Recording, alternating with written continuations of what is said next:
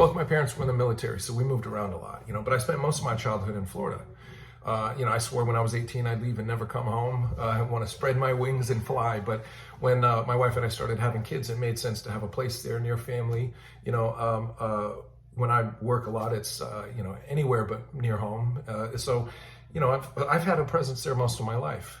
So when headlines like we're getting today that come out of Florida, it's hard not to feel some sense of personal tragedy there. But you've got a young white male in his 20s, a Nazi, self-professed Nazi, going in with an AR-15 and killing black people in a completely racially motivated terrorist attack. And on the one hand, it's easy to be angry at that kind of loss on a sort of a individualistic level. Like, how could he do something like that? But it is worth mentioning that really this guy is just taking marching orders. There's a suspicious level of detail missing when the kid left a manifesto in all these articles coming out about this situation.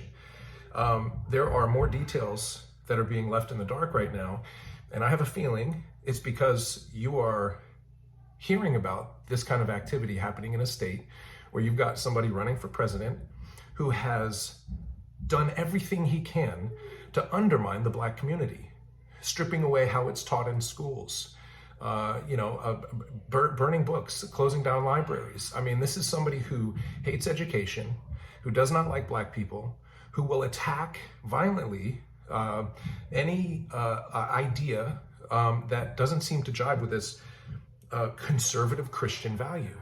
The irony of that is that we get somebody going on these horrific killing sprees in the name of these kinds of Nazi conservative values. The overlap between extremist Christian ideals and Nazi-ism and extreme conservatism is wild. And the fact that more people aren't scared by that and running away to create distance between themselves, and instead just sort of like see it as some sort of like weird anomaly. I mean, rather than like the norm, it's just scary to me that more people aren't putting that together. But the way that Republicans in that state, the way that conservatives, the way that Nazis make monsters of others on a regular basis to create a collective of people that stand together and are comforted by the fact that they have a monster to attack,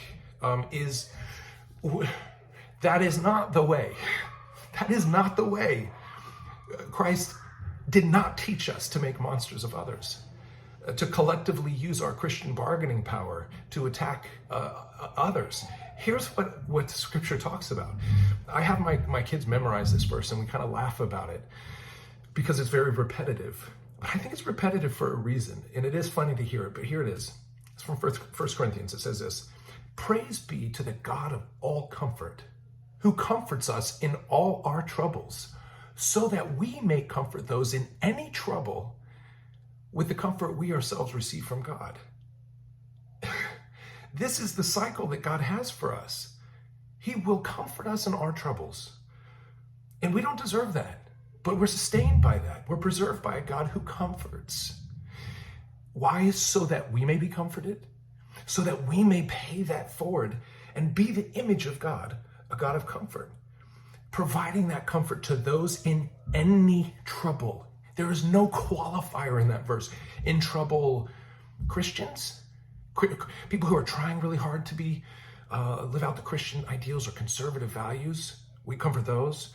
And we let those freaks, those people, those monsters, those people who live a depraved life, they can figure out how to comfort themselves.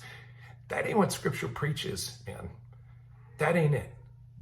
It is a cycle of comfort that we ourselves don't deserve but receive from the God of all comfort, who wishes that he will provoke a lifestyle, a circle of comfort that eventually reflects back to him in his glory.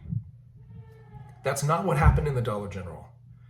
This young terrorist, this white man, was not comforting people in their need. And we all have a need for comfort. That's the Christian ideal. It is not a monster maker.